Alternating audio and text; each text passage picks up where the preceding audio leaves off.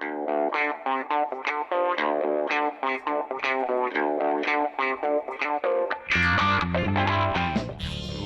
evening, everyone, and welcome to episode 48 of the Spectives podcast, Super Metroid. My name is Patrick Arthur, and I'm joined, as always, by my co-host, James Turlings. James, you keen to talk about one of the original Metroidvanias in this episode? Yeah, I am, Patrick. We haven't done one of these since we did good old Symphony of the Night in episode 4, which is, a whopping 44 episodes ago. It's been a while, hey? Yeah, it's been ages. It's been ages, actually, since I've played a Metroidvania. The most recent one I played was Ori 2. And it's a genre that, ever since I got into Hollow Knight, has become one of my favorite. And of course, I've played all the Dark Souls games which have Metroid influences. But I'd never played Super Metroid, which in many ways is probably the most famous, most well-renowned of these titles. I know that many people consider it to be one of the best games ever made. So I was pleasantly surprised when you suggested it last week. No, you weren't. You said you were doubting that this game would be fun. You had your reservations even. Yes, I was skeptical because I've heard people describe the movement as being clunky, something that we'll get into later. But it's one of those games on my bucket list, you know? I don't know if you have games like that you've always wanted to try, but you've never quite got around. Well, those games are kind of running thin at this point. We're 50 episodes in, and I think I've tried most of the ones I'd always desperately wanted to play, like Silent Hill 2 and Cave Story, that kind of thing. But there's always more to pick from. There's always more, although a lot of them tend to be long games, so yeah. we'll make steady progress on them. So James and I are the Retrospectors podcast. Each and every fortnight, James and I play through a classic or vintage or sometimes even a niche game of the past. We play it through from start to finish in a fortnight, and then we deliver judgment on whether that game has truly stood the test of time. James and I aren't interested in understanding in depth the historical context in which these games were made. We don't want to forgive games for the limitations of hardware or anything like that. All we want to know is, how fun is this game to play today? Should you play it today when there are so many brilliant games that have been released in the past 30 years? Yeah, and of course, we do not talk to each other before starting the episode, so we come in fresh with some hot takes for the other person to be surprised, aghast, and furious at, as has happened many times so far. Yeah, it's more entertaining to have the arguments live instead of recreating them for your benefit. So we saved the discussion for the day of the cast.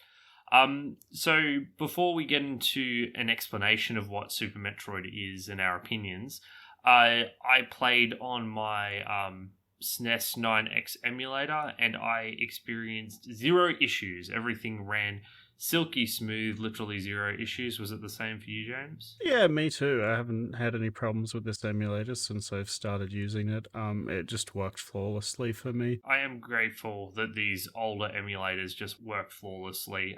PS2 emulators and stuff are just a pain garbage. In the butt compared to these older ones. Yeah, man. Honestly, the best thing about console games is that they're much easier to get running than old PC titles that take a lot of config editing and funky fixes to get running on modern systems. Yeah, so you can play you can play on an emulator super easily, and everything will run perfectly. So Super Metroid is shockingly an action adventure Metroidvania, and it was first released for the Super Nintendo in 1994. So it's the third in the Metroid series and was developed and published by Nintendo. So Metroidvanias, the term was properly coined when the original Metroid was released in 1986. It broadly refers to a genre of video games which are characterized by things like non-linearity and finding and discovering upgrades to access areas that you couldn't otherwise access beforehand. So you'll start the game, you'll be at a location on the map,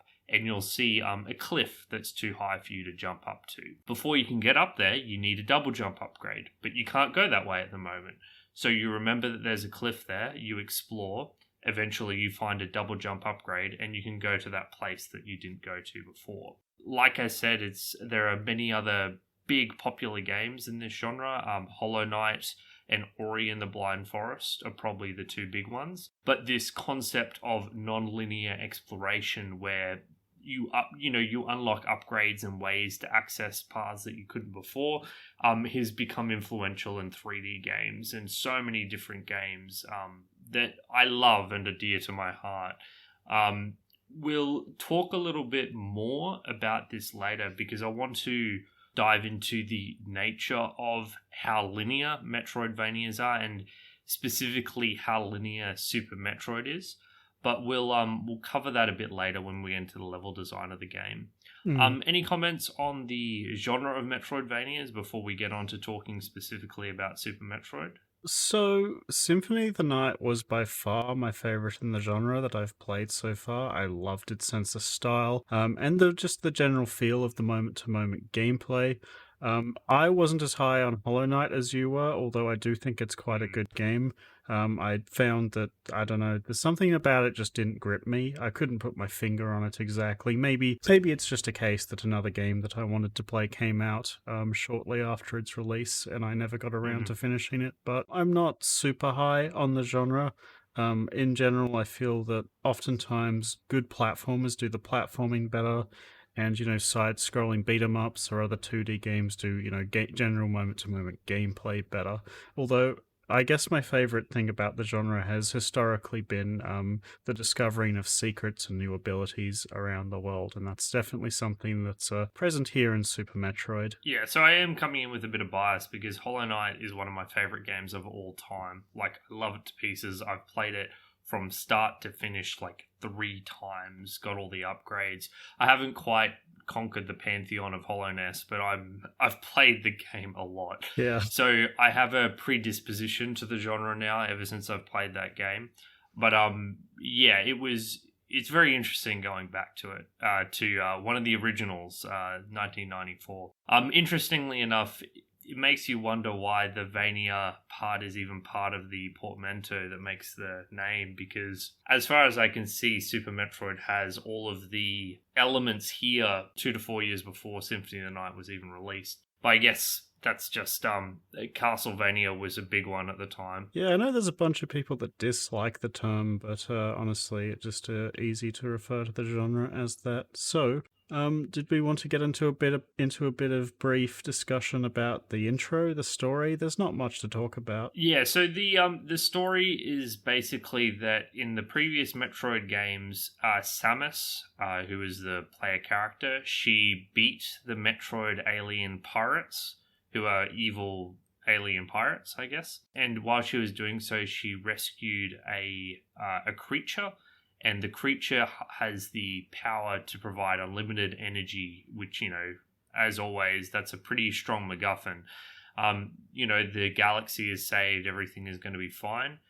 She leaves the room for a toilet break, and then the space pirates immediately crash into the space lab, steal it, and she has to hunt them down to try and rescue this creature and get back the MacGuffin. You land on the planet where this space pirate base is, and you start exploring with the goal of hunting them all down and rescuing this creature.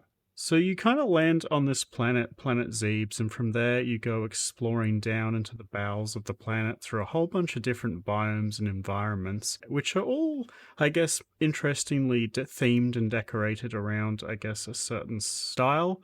But something that stood out to me and that I wanted to get your opinion on early is that I don't think that Super Metroid manages to flesh out this planet that you've landed on, as well as a lot of games flesh out their environments through a lot of interesting storytelling and, dialogue and history and that kind of world building. I agree. I think there's a couple of elements to that. The first is that the map actually isn't that big, like compared to your Symphony of the Night or the Hollow Knight. The sheer scale of the geography is a lot smaller. So because there are less distinct areas, it's harder to have a sense of place. It's just a smaller place. The second thing is that it feels like this is very much the ruins of a civilization. Yes. And while, yeah, I mean, that's a common setting in Dark Souls and Hollow Knight and everything, it feels like this civilization has decayed to the point where there's basically nothing left. It feels like you're mostly moving through cave like substructures and completely abandoned hallways. The pirates have moved in and taken this place as their base, but there's no real living descendants of the people who used to live in this base. All you really get are their artifacts, which you use for your upgrades. I think it succeeds in creating an atmosphere, but Yes. there is an absence of detail. Yeah. And as I've mentioned in the Thief 2 episode, detail is essential in bringing a place to life. And without the detail, you still get a sense of atmosphere, but you don't really get a sense of the people who used to live on this station. It's just an abandoned space station. Yeah, later Metroid games, particularly the 3D entries, afford Samus the ability to kind of scan her surroundings and get like little info dumps about, so many things about the environment that you kind of get Ah. this sense of history and, world building that just isn't present here. I have no idea, having gone through this game, why each of the areas looks the way it does, specifically, the more mechanical and seemingly lived in areas. There's nothing really, there's no context to connect any of these areas together, and I found myself really missing that as I played through this game. The environment itself looks quite nice, and I like the visual design and direction, and how distinct everything was. But I really wanted some of my intrigue to be answered, or at least given some little tidbits here and there. I'm not necessarily asking for text dumps. I think this game is I think that in a few places in this game, it demonstrates that it has the ability for good non text based environmental storytelling. For example, there's a couple of places through the game where you are taught about almost hidden techniques by these like critters, which, kind of demonstrate it in a very I guess dynamic Subtle way, way. subtle way, yeah, without it being force fed to you. And I really enjoyed that. And I really enjoyed a lot of the hints to, stuff that had been going on the planet, like the crashed spaceship. But it's just not enough. I really want a lot more to, flesh out this place that I'm exploring, to intrigue me to go and to explore the environment and ferret out every little detail that I can. And that wasn't here for me. Yeah, I think you make a fair point. Like when we played through the original System Shock, the reason I enjoyed the environmental storytelling so much was that there were all these little stories. It was still another ruined space station that had, a calamitous event happen to it. But if you took out all of the audio logs, and you just had the blood splattered on the walls and the corpses, it wouldn't quite be the same. And I think that's a similar thing happening here.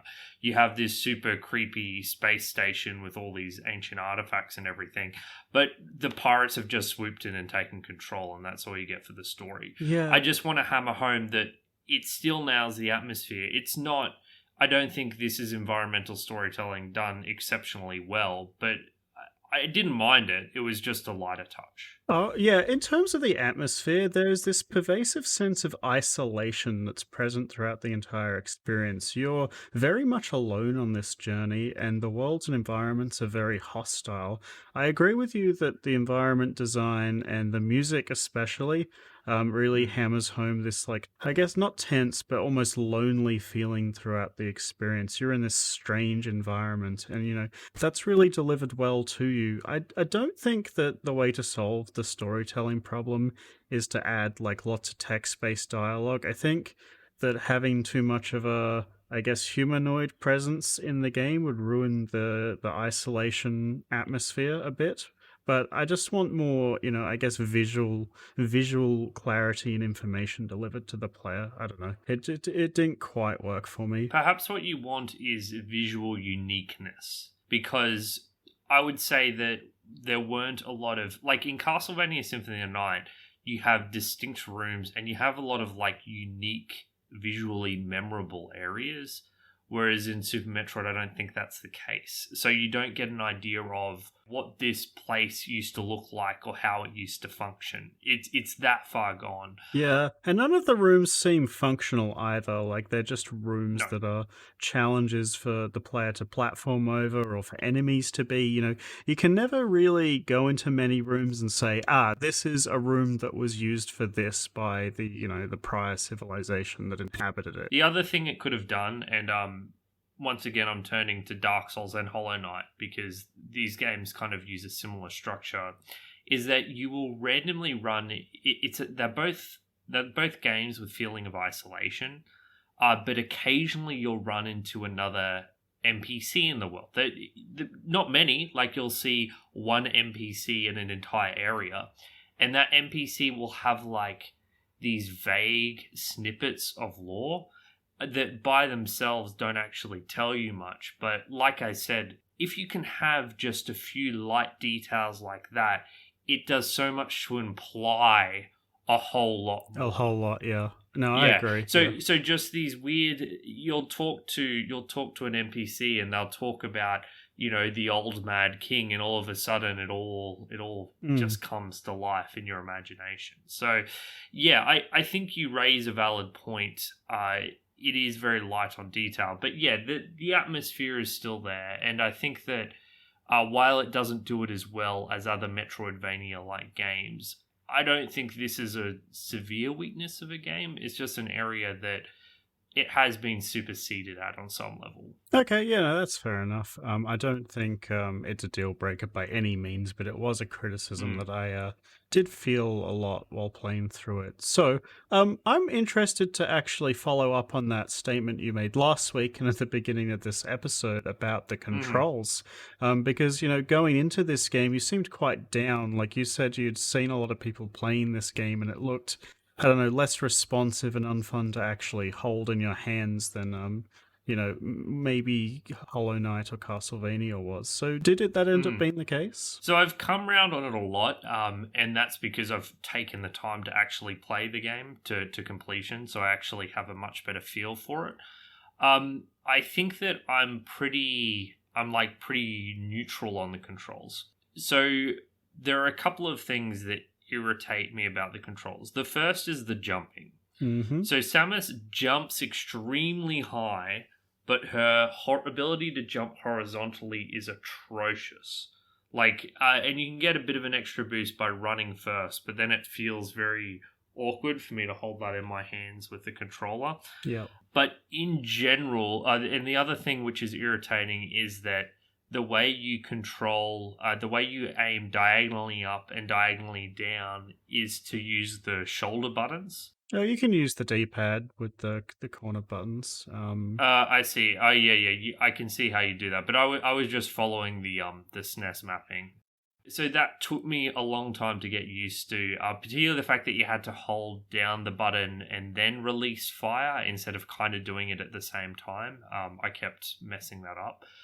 That being said, you can jump and shoot and run and shoot, which is a big improvement over like Earthworm Jim, where you have to stay still whenever you shoot. That was always frustrating for me. And I think that the more I played, the more comfortable I felt playing this game. I don't think it's fun platforming, but I didn't have any problems controlling the character. It doesn't have the same tightness as Castlevania Symphony of the Night or Hollow Knight, but the fact that you can kind of move and jump around while charging your shots to shoot and everything means that it was a lot smoother than I was anticipating. Yeah, so I'm actually lower than you are on the controls. Specifically, there's one part of the jumping that really, really grinds my gears, and that's wall jumping.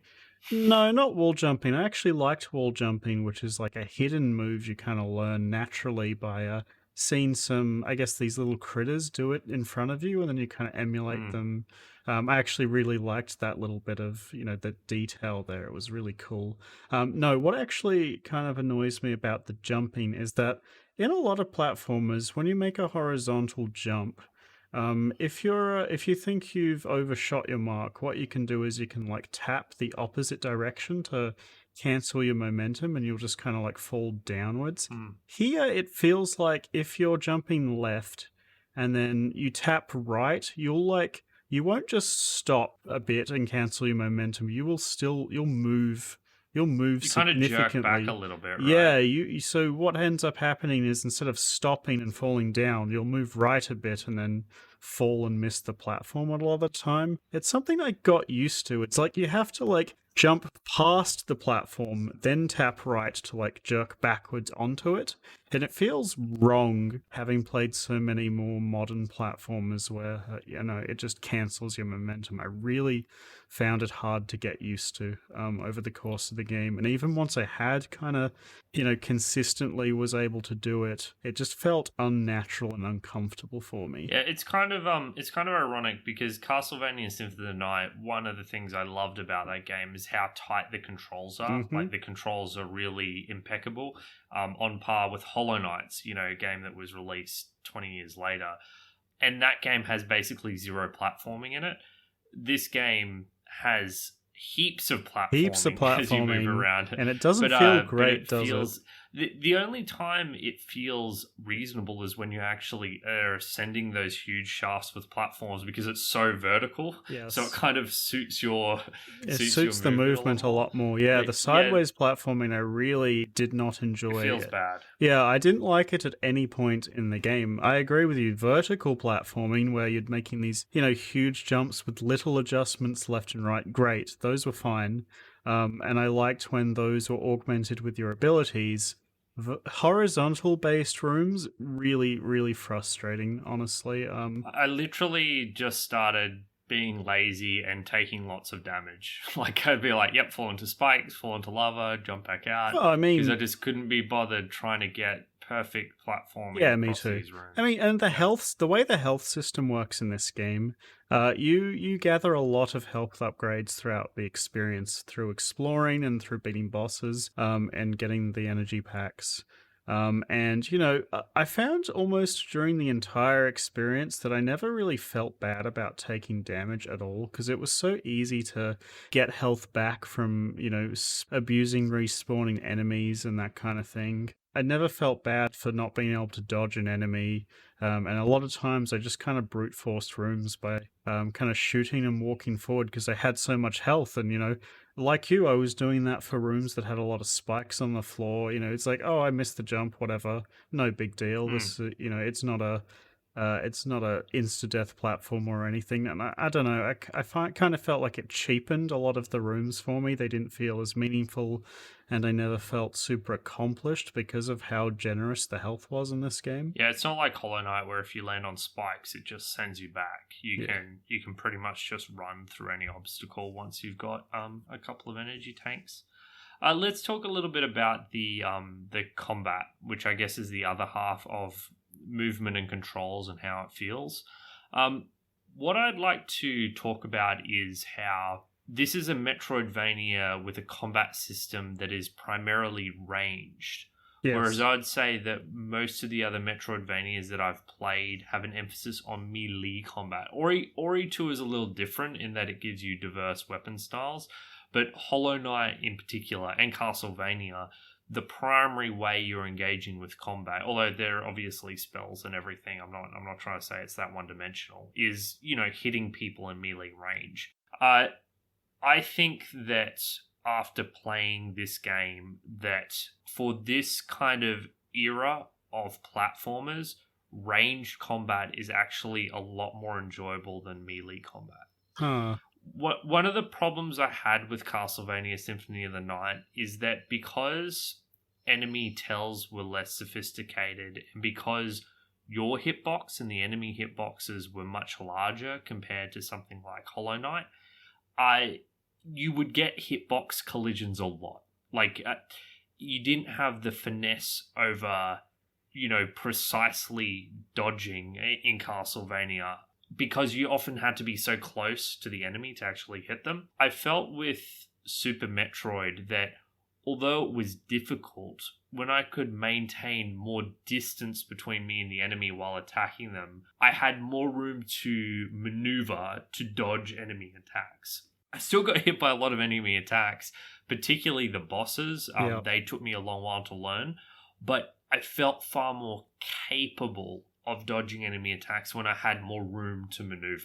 I think having a character who attacks primarily through ranged means gives a lot more option through the boss design in particular. There's a lot more. There are a lot more projectiles and things to dodge, and you can dodge and attack with that kind of design. Whereas in Castlevania, I feel like they have to specifically have these phases where they do a lot of attacks and then they let you get close to get a few hits in. Whereas here, it's much more, the flow's a lot better. There isn't this huge separation. You're just constantly in this flow state of trying to dodge and shoot back and return fire, which I thought was quite engaging. However, I don't think it's as strong in just for the regular enemies.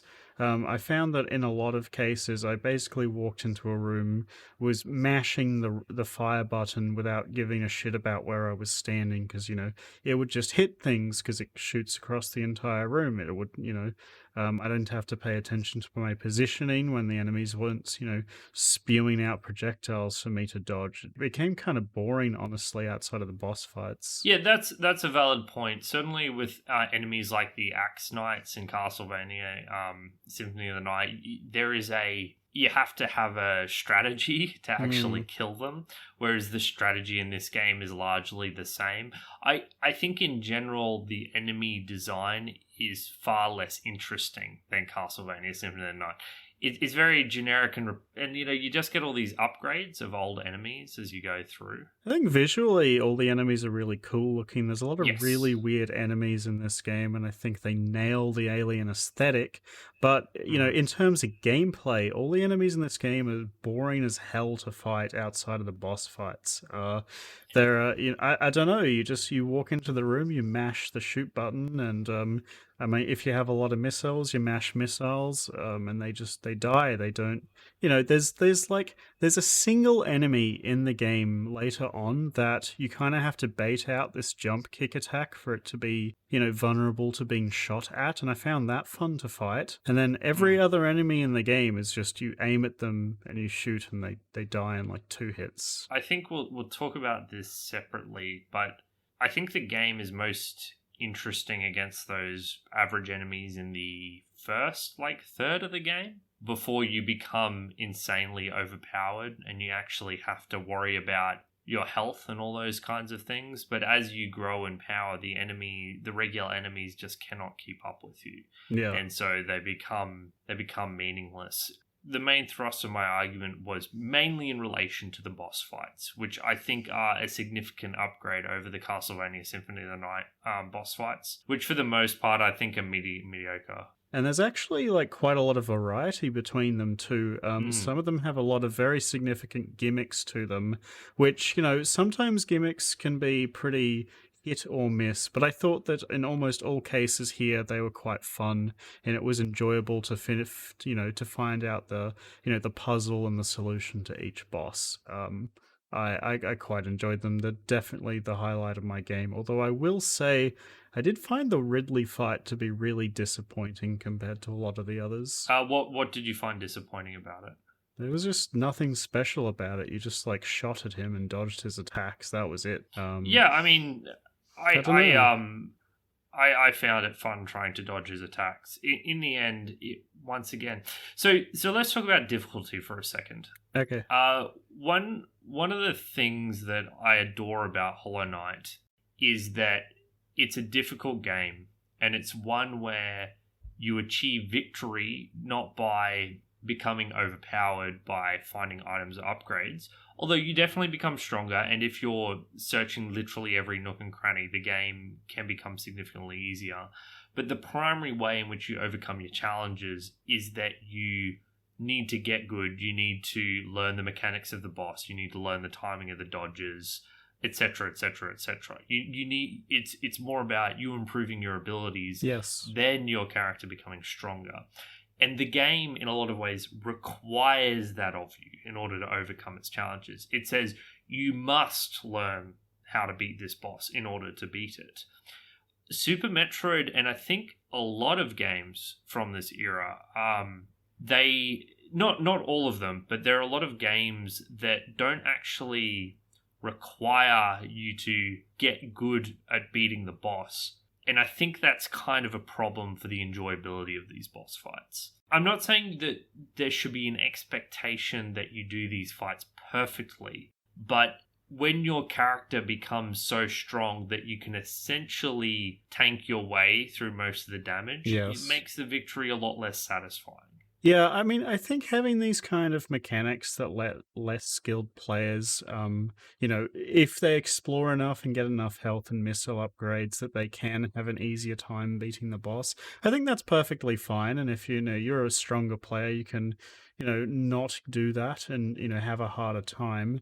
I think that a lot of these boss fights aren't super hard. And I think a lot of that comes down to the way the save systems work in these old games. Like, it's way more punishing in this kind of game, if you need to, reload your save and then run all the way back to the fight than I think in a lot of modern titles. Although I will say Super Metroid does do a good job of having a lot of save rooms near boss fights. So I never found that to be particularly frustrating. I did play it for a while, using it in the using these save rooms in the traditional sense, and I found it fine. But being able to play on an emulator and just making a save outside the boss room, I found that was a lot less tedious for me. And I basically have that feeling about all these old games, which have these very strict saves. I think the key thing is that idea of the boss run. The question is the boss run meaningful? Once you know how to do the boss run, then doing it over and over again is less valuable. But one of the things that Dark Souls and even Sekiro increasingly do is that as you get towards the end game, they literally just start putting a save state before the final boss, because there's no value to putting you against a few chump enemies. But there is value in, I guess, making you repeat some earlier content when you haven't mastered that earlier content. I know that when I first started playing Dark Souls, that run you do past the firebombing skeletons, past the regular hollows with shields, and to get to the Taurus demon, Yes. is one where every time I died, I methodically fought my way through because I was still learning how to play the game. And there is, what I'm trying to say is, there is sometimes value in boss runs, but if it's just a time-wasting exercise, then yeah, I can get behind chucking a save point in front of the boss. Yeah, because you're not getting anything meaningful out of doing that run. Yeah, I didn't find any of the bosses particularly challenging, but they were like engaging enough that I enjoyed them. I particularly liked the gimmicky boss fights. There's particularly this one where that you end up killing it by like electrifying it by interacting with the environment. I really thought that was cool, because it was something you hadn't seen before. The boss that, when I was like, man, these bosses are cool, were the boss, I think it's called Crate. It's the giant green monster. Giant green one, yeah. Yeah, and after you shoot it, it kind of bursts through the floor, and you have to jump onto the next floor. I'm like, this is actually really fucking cool. Mm-hmm. Like, and I think that there was just enough going on with his attacks. So you had to keep dodging the platforms that you could also stand on, and also dodge the I guess they were bones or something that were kind of bouncing diagonally around the screen. Yeah. It was I kind of got into that fight with not much health either, because there's like there's a couple of like, I don't know if it's a mini boss. There's a thing shooting things at you down a hallway. Yes. And then you have to kill the door, and I went in with not much health, so that boss fight took me a while to beat, and I really enjoyed it. That was before I was too overpowered. Yeah. Do you want to talk about the upgrades in this game? Because that is a significant part of the experience in one of these. Actually, do you want to have a music break? Let's take a music break. Yes. Yeah, it's about time for a music break. Yeah. So do you want to go with your song first, James? Yeah, sure. So with the soundtrack, I have mixed feelings about it. On one hand, I think there are some really great tracks which enhance the atmosphere and that feeling of isolation that's present throughout most of the experience. And then there are some other, I think, really mediocre and forgettable tracks that when I went back to listen to the soundtrack, I couldn't even remember. These are soundtracks like the one in The Wrecked Ship, I thought was particularly disappointing because you're in a really cool, spooky environment, and the soundtrack just, it should be even more isolated and spooky and tense when you're in here, and it's not as good as the earlier levels OST. So the soundtrack that I chose to play for you guys today was my favorite one in the game, and that's the one that plays in the jungle kind of vegetation area of Brinstar, kind of early on. Has this like this real jungle beat while also maintaining that that feel of loneliness and isolation and adventure into a scary and unknown world, and I thought it was by far the best track in the game. So here is Brinstar Vegetation.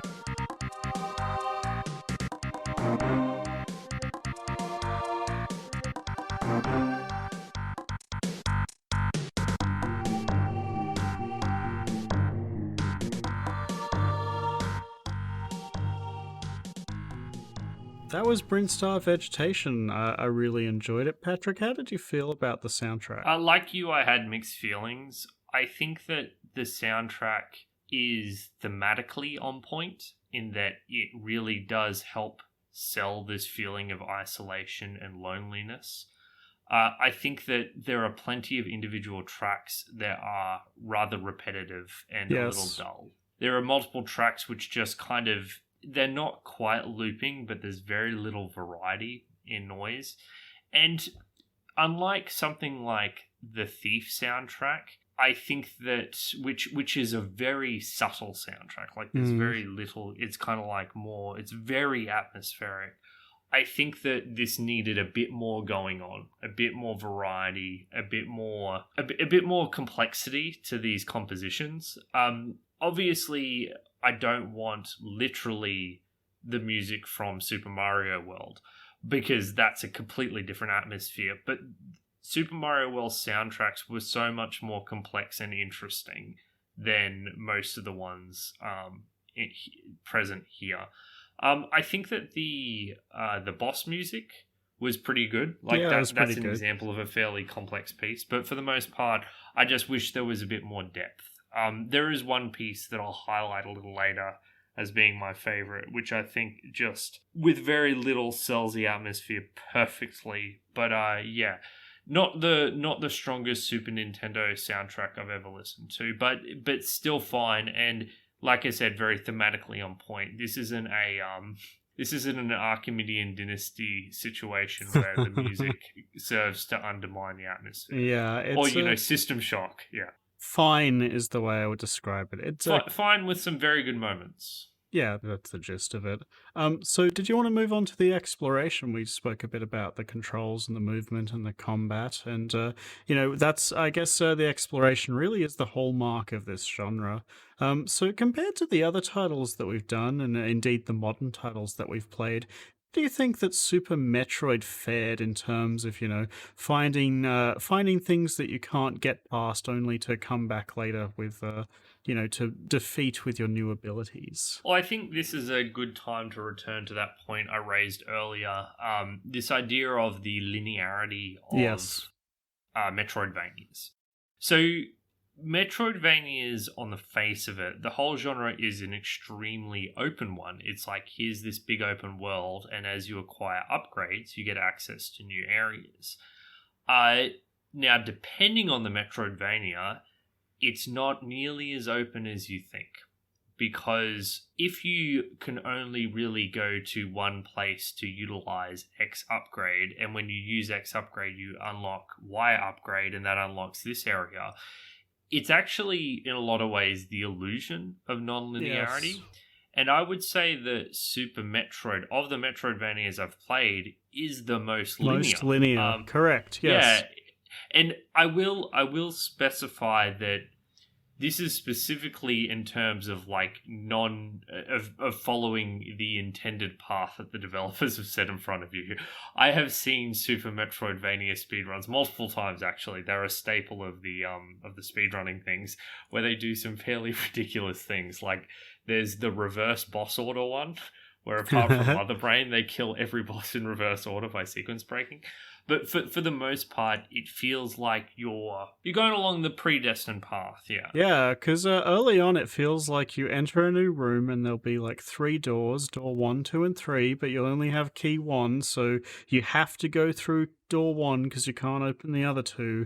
And then you'll get the new item, you'll come back to the room, and then you can open the next door, but not the third door. So really, you're not really making any exploration decisions here. I never really felt like I had much agency over where I was exploring. It just felt like it was funneling me through the zones, depending on what upgrade I'd found at the time.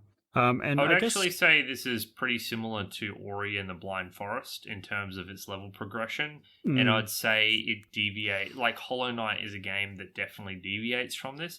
It still does have that a little bit. There is like a recommended-ish path you can follow, but that game is far more non-linear. Like, there are some absolutely weird and wonderful paths you can take through that game, even without really trying, and it gives you these difficult and dangerous areas that you can go to if you so choose. So yeah. Now all that said, I don't want to say this is a bad thing. Like, I don't actually have a problem with a linear game, because I think that Super Metroid is still fairly subtle about it. It's very much I describe it as like a show don't tell sort of situation, in that instead of literally forcing you through a series of corridors, it kind of gives you an upgrade and lets you use it. And to me, that is still more enjoyable than a purely linear experience. Yeah, I didn't really mind it, but I guess what I really want is to feel clever for applying a new tool in a new area. It does have that a little bit with kind of the upgrades you find hidden around the place. And, certainly there was a few times where I thought, I bet that wall's breakable. And then, it's like, aha, it was. But I definitely didn't get that same kind of feeling as I did when playing through, Symphony of the Night, or even what I played of Hollow Knight.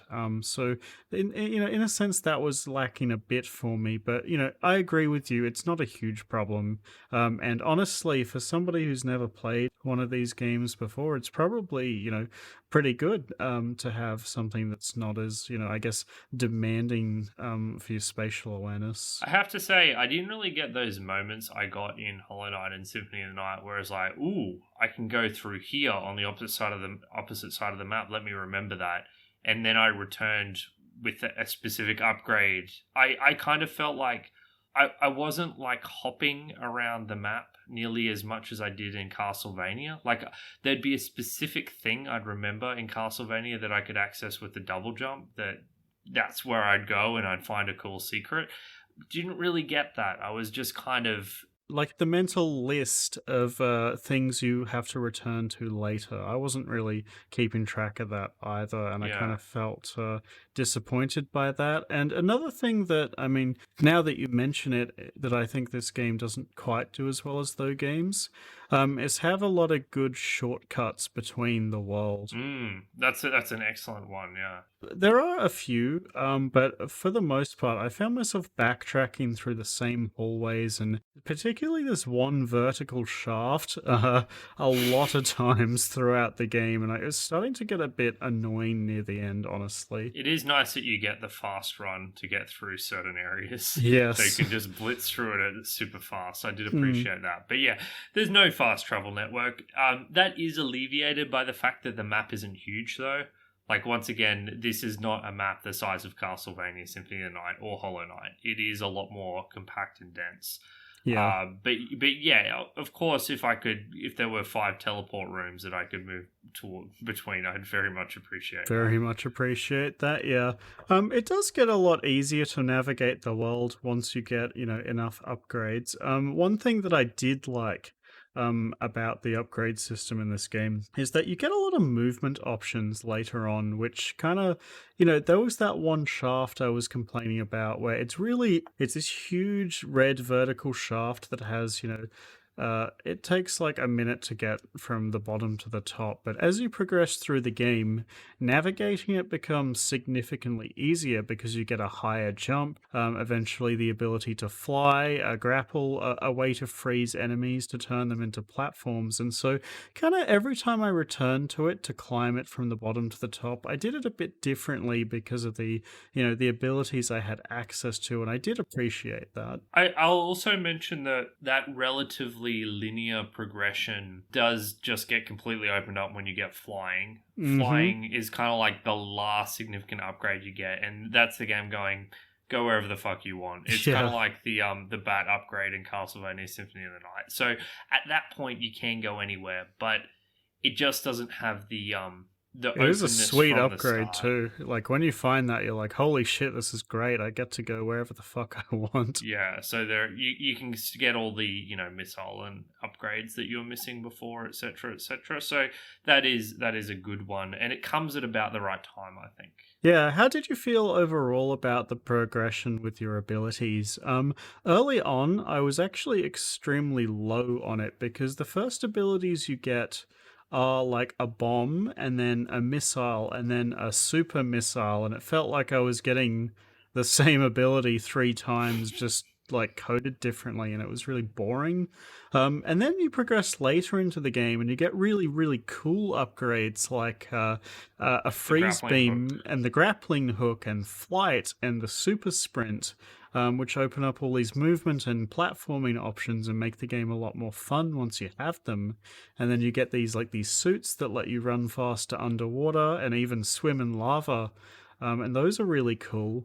And then you get the super bombs, which are just another bomb. So, but mixed feelings, but I think it's definitely more enjoyable near the latter half of the game, upgrade-wise. I think the upgrades were excellent because not only were they impactful and they pretty much all made you feel more powerful, they come thick and fast. Yes. This is not a game that rations out upgrades. It's not even a game that even makes you like prove yourself for the upgrades through going through a gauntlet. It just starts handing them out. I think the eventual problem with that is, as I've alluded to, the game's difficulty becomes trivial the further you get into it. Yes. But it feels fantastic to get the upgrade, and I like that it isn't stingy with them. One of the things about, like, I love Hollow Knight, but oh boy, is it stingy with its upgrades. Like, you start off with nothing and you have to go through these big long sections to get, like, the dash.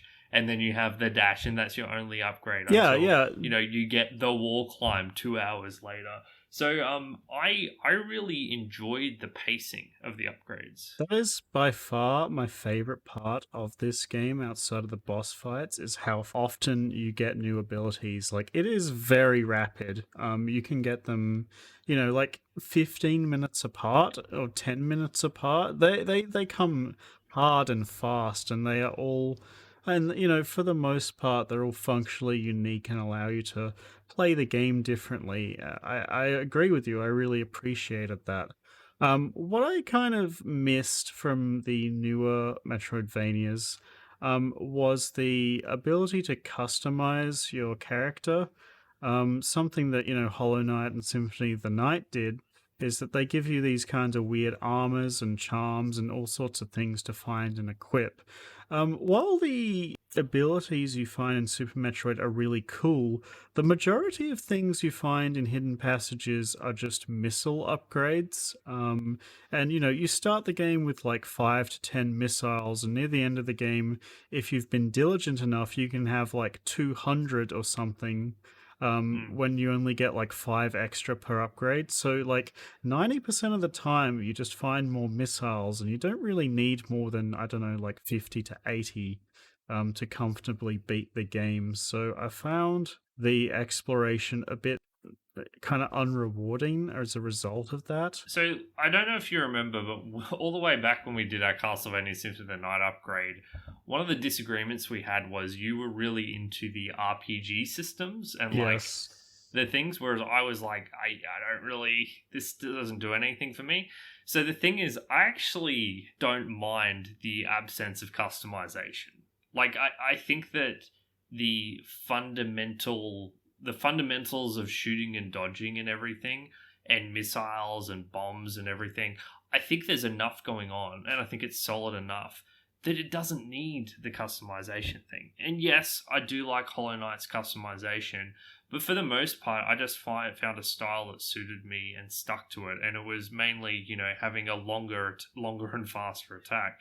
From a gameplay impact, I agree with you. I don't think it needed much more depth gameplay-wise, but the actual reward for exploring seemed so minimal to me. Like, I just did not care about finding missile packs, like, a couple hours into the game. I had so many of these things lying about. It was just, like, it wasn't exciting anymore. Yeah, and part of the problem is that it's easy enough to kill the enemies anyway. So getting more missiles doesn't necessarily help.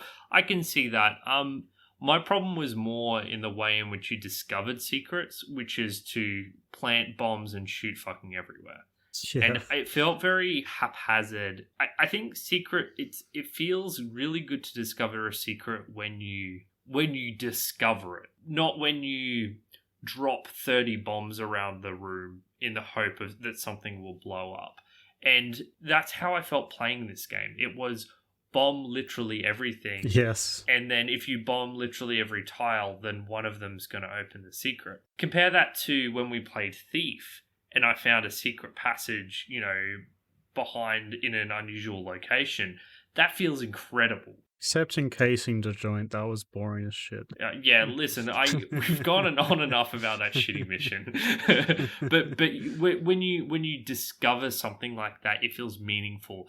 This secret discovery process of dropping bombs everywhere, I don't think is very enjoyable. Like, it's just not. You don't get the same feeling like I've earned this discovery of this secret. It's just, well, I'm just going to bomb everything and eventually, hopefully, I find something. I thought it was really cool at the start of the game, but the fact that almost every room has like some hidden breakable block kind of takes the novelty out of it about halfway through the game, and to the point where it's just kind of tedious. Like, you just know there's some stupid block that you need to shoot like a specific kind of missile into, and I don't know, it kind of wore thin on me. I was kind of, the surprise of finding something cool just wasn't there for me by the end of the game anymore. Let's how much more do you have in your notes, James? I think it's about time for another music break. Not too much. Go on. I know you've got a song that you want to share with people. Yeah. So the song I want to share is Brinstar Red Soil Swampy Area. So as I said, for the most part, I thought the music was fine, if a bit repetitive in places. But this was definitely the highlight of the atmospheric music that there was. It's kind of, it's got like this subtle percussion. It's got bits of choir that come in momentarily, not like big long choir voices, just like almost chanting. And yeah, it's a subtler track. It just speaks to me. Like, I could listen to this for ages. Most of the other tracks, when I was in those areas, I got sick of them, but this one I was very content to listen to it nonstop. So this is my favorite track from Super Metroid, Brinstar Red Soil Swampy Area.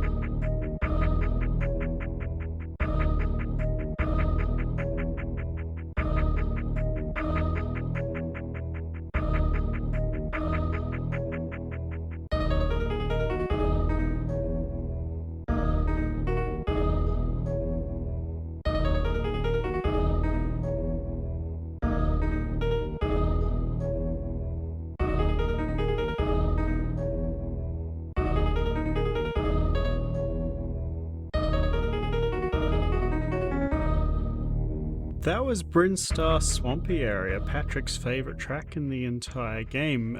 And to contrast with that, let's talk about my least favourite thing in the entire game, which was the entire section of Meridia, which I hated from start to finish. Meridia is the underwater section? Yeah, the level that you go to after the ship, it's very large, very confusing, and the layout and the meaning behind the layout makes no sense from start to finish. I found it to be a real chore to get through from start to finish.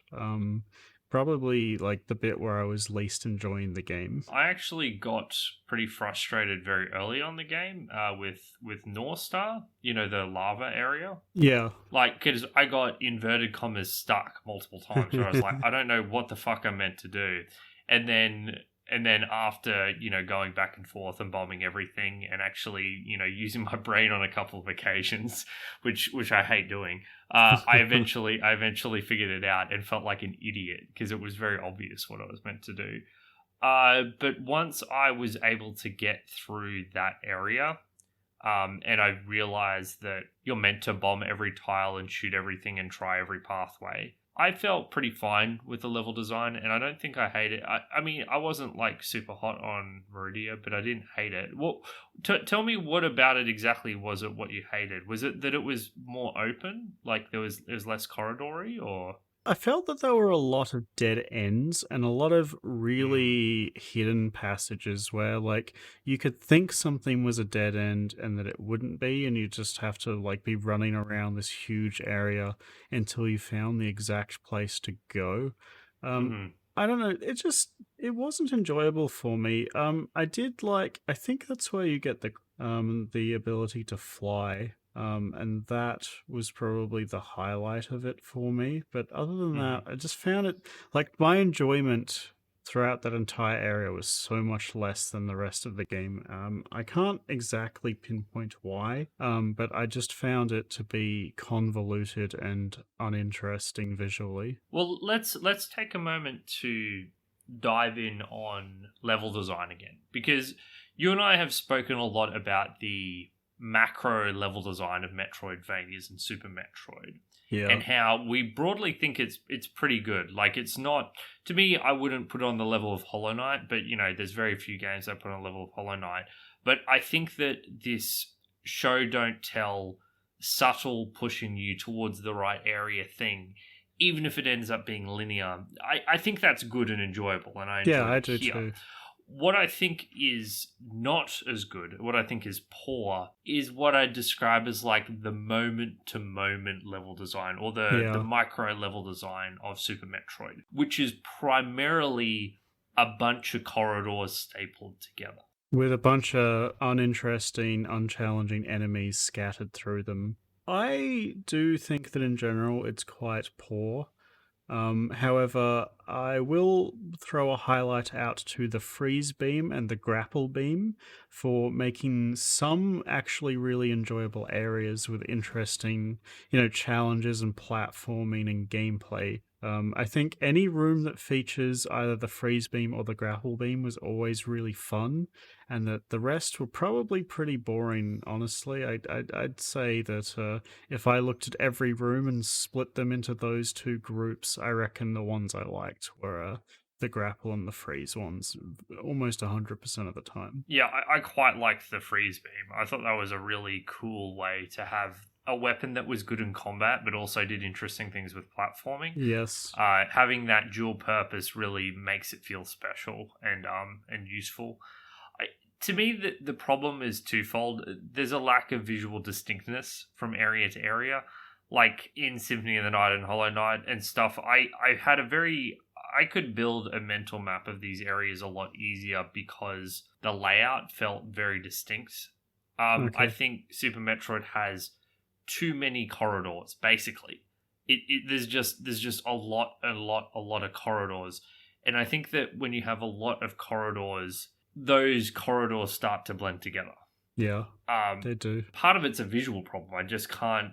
It's not, this is the clock tower. Well, I this mean, is that's it's also just goes back to our problem with the environmental storytelling, right? Like in mm, Symphony of the Night, you say, this is a mansion and this is the X room, like the clock room or the whatever. library or whatever. Yeah, it has a purpose. In Super Metroid, you can't point to any room and say, this is the room, for X. It's like, I don't know, maybe that's the room with all of those grapple points vertically. Yeah, But that's like the extent that you can do it. That's the really long, annoying shaft that I have to keep coming back to. But it's really hard to kind of label these rooms as being distinct from one another.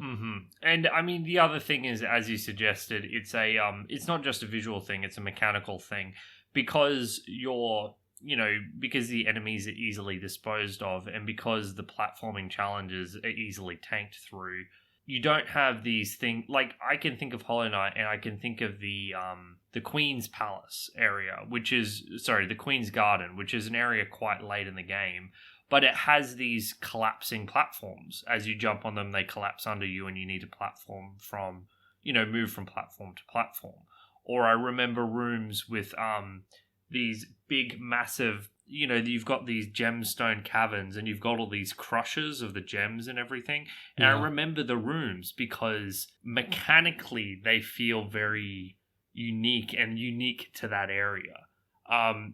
So while I'm pretty high on Super Metroid's like macro level design, I think that its micro level design is actually quite weak and Yeah. not incredibly fun to move through. Especially because a lot of it is very platforming, but there's a lot of platforming challenges. And as I've said before, I Yeah, the thought the platforming is not controls, great. yeah, it didn't feel very good. So, it's not super fun. I don't know. I really wish the enemies were more interesting to fight. I wish there was more mechanical variety between them. I wish the levels were more visually the individual rooms were more visually distinct, and that they were just more fun to navigate. Full stop. Do you want Yeah. to talk about graphics for a bit now that we're talking about the clarity of the visuals? I guess. Yeah, I mean, Yeah. actually, this is a SNES game, and I'm actually really high on the visuals for its era. I think that, most modern indie titles probably look better than this game, but it honestly, I think it holds up really well visually. It's got a great use of color. The enemies' visual design is great and varied throughout the game, even if they're not mechanically distinct. The bosses all look excellent. I love the visual design of every boss in this game. This is probably this is good. I think it did a really good job, and I think it still looks pretty enjoyable for the most part. Yeah, I think the graphics are great. What the two things I want to emphasize, the thing James has touched on, but these are the things that stood out to me. The bosses were fantastic. Yeah, Like these bosses, they were all different. Like they all had their own look to them.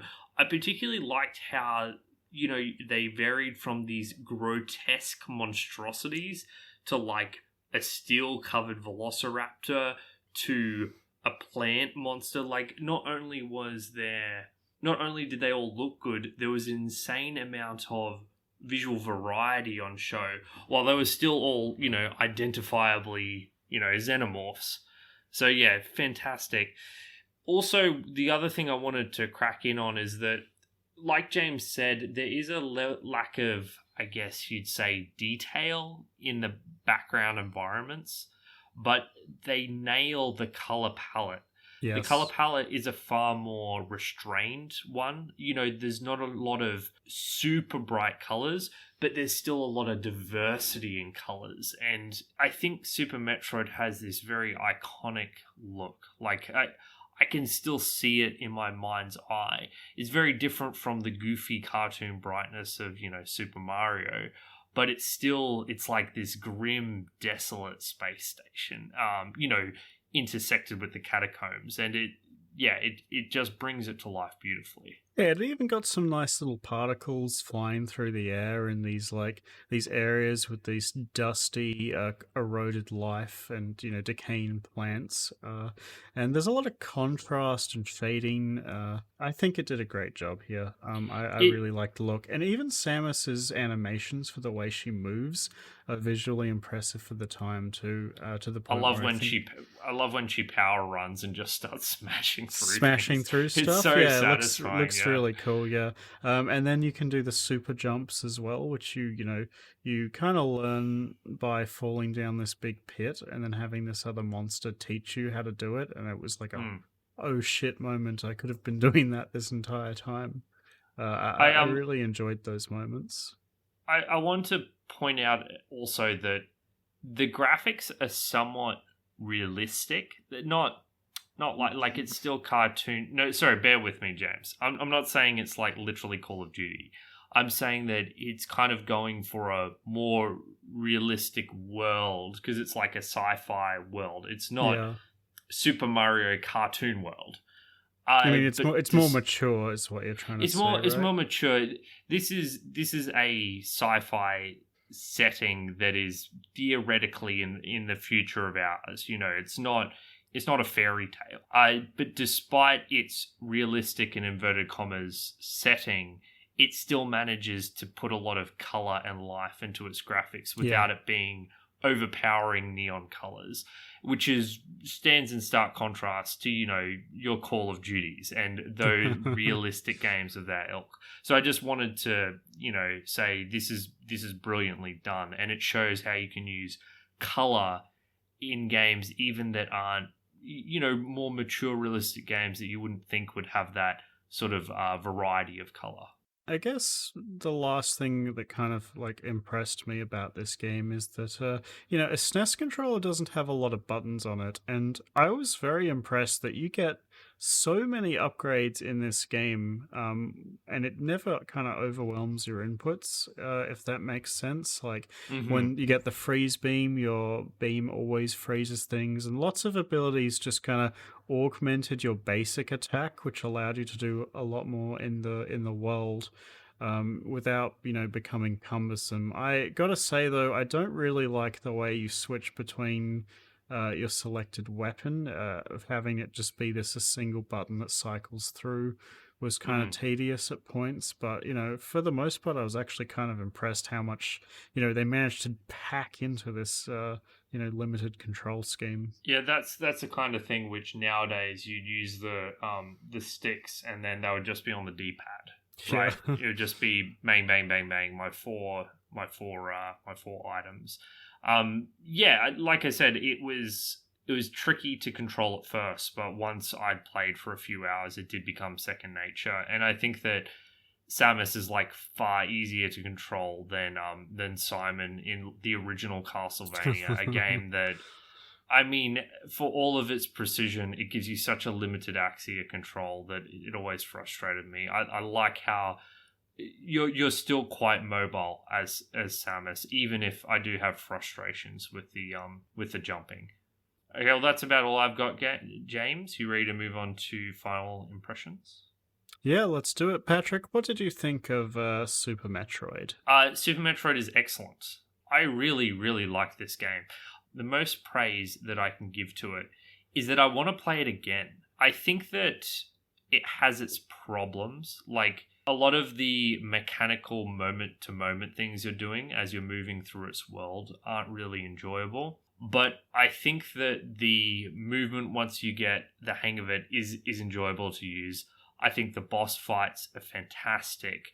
I think that the concept of ranged attack in a Metroidvania is one that I haven't really properly explored, and I enjoyed that as a distinction. And more than anything else, I enjoyed the pacing of this game. I think that the speed at which you get upgrades and the speed at which you explore its world is really, really enjoyable. Like once you start playing this game, it's actually hard to put down because you just want to keep going a bit further, getting a bit more powerful, seeing the next new thing. And it's able to push you gently through that areas without, yelling in your face, you must go through this passageway. It's hard for me to say whether this is a better game or not than Symphony of the Night. I think that in terms of which would I rather replay, it's Super Metroid. Like Castlevania Symphony of the Night is a brilliant, beautiful game that I love to bits, but this game felt more novel and different to the other Metroidvanias I've played. So, overall, two big thumbs up. I think it's a fantastic game. I think it has easily stood the test of time, but there are definitely some parts of this game, the moment-to-moment shooting and mechanical, platforming and stuff, that are definitely weaker than modern Metroidvanias. So this isn't I don't think it's the best Metroidvania ever made, but it is a very good one, and it's different enough from the others that it's worth your time. Okay, I'm surprised you're that high on it, honestly. So I think that Super Metroid has absolutely stood the test of time. It is a very playable game by today's standards. However, it is also one that I found to be very disappointing. Many people, they refer to this game as like one of the best games ever made, and for me, that was just not the case. The controls, to be blunt, felt like arse to me. I never enjoyed controlling Samus throughout the entire playtime, even once I got used to it. The exploration I found to be much weaker than a lot of other Metroidvanias because, two parts. One, that the things you are finding are just missile upgrades. It's hard because the actual abilities that affect your environment are all really cool and really fun to find. And then on the other half you have, endless missile upgrades that aren't very fun to find.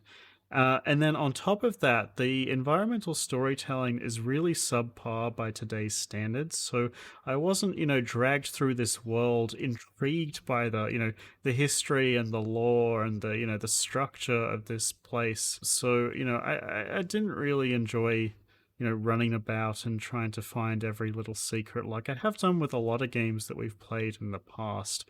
Like Patrick, I was really down on the moment to moment rooms of the game. I just didn't find many of them fun. The grapple beam and the freeze beam being the exception and being the absolute highlight of the platforming in this game. The boss fights were great, but overall, I can say that Super Metroid is a decent but not excellent game. It absolutely stood the test of time, so if you have any interest in it, go right ahead. It's not very long, but I would definitely not recommend people to go out of their way for this one. Yeah, so if I had to identify a main point of contention, because there's a few here and there, but I think the main one comes down to controlling Sam. And I think that while it was awkward for me at first, I think that what really got, the reason I enjoyed controlling Samus is that the ability to kind of move around and shoot felt good to me. I enjoyed, being able to jump up and, shoot an enemy at an angle as I was jumping up to do it.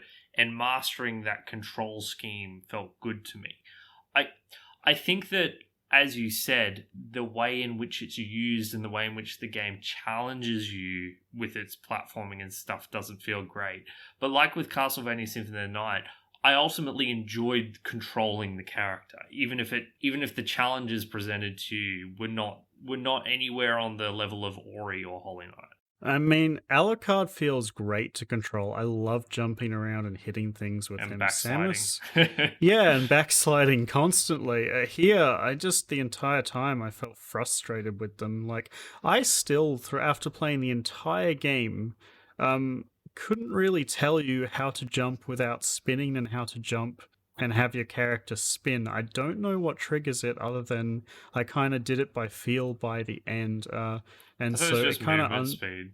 Yeah, I thought so too, but yeah, I found in a lot of the tighter boss fights that often I wanted to jump and shoot, and then my character would spin, and I don't know, it was so annoying from start to finish to control.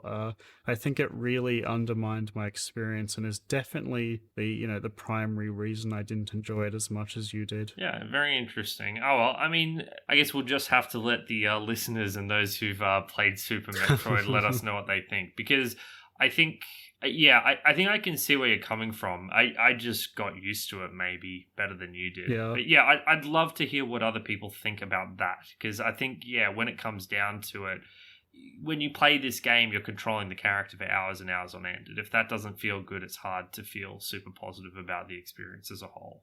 Absolutely. So that was Super Metroid. Yeah, so thank you everyone so much for listening to our episode on Super Metroid. We were the Retrospectives podcast. My name is Patrick Arthur and my co-host is James Turlings. We have many, many podcasts of many different games, including the aforementioned Castlevania Symphony of the Night. You can find all of our content on our website, rspodcast.net. It's got a link to our podcast feed, Spotify links, and you can also find us anywhere you listen to podcasts.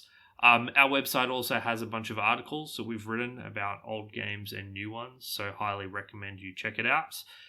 From you guys, the number one thing we would love for anyone listening to this is to come join us on our Discord server. Tell us your opinion on Super Metroid. Tell us why we're wrong or agree with us. Either is acceptable. Yeah, we've got a nice little small community going, and we're always welcoming others, particularly if it gives us an opportunity to argue more about video games. That's what we love to do the most out of anything, apparently. Yeah, so if you have any thoughts on Super Metroid, I would love to hear them, particularly since, you know, I've kind of been going back in time with my Metroidvanias. Like, I started with Hollow Knight, then played Ori, then played Castlevania, and now I'm playing Super Metroid.